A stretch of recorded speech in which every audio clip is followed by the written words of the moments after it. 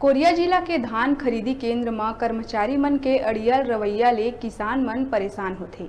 लापरवाही के कारण किसान धान बिक्री करे के बाद भुगतान पाए बर दर दर भटकत दिखत हे।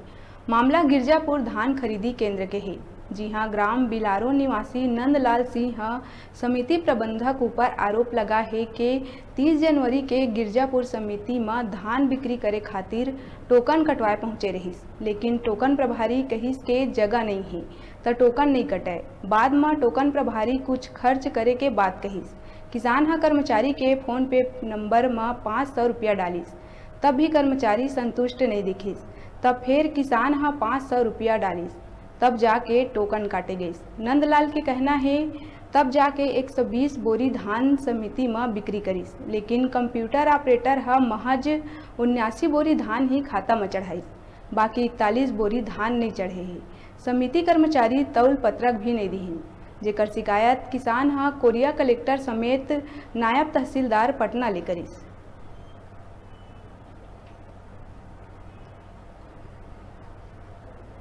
ये है कि गिरजापुर सोसाइटी में धान बेचने जो ले गया था मैं, 120 कट्टी धान ले गया था, उसमें से मेरा 79 कट्टी ही चढ़ा और 41 कट्टी धान को गायब कर दिए, है ना।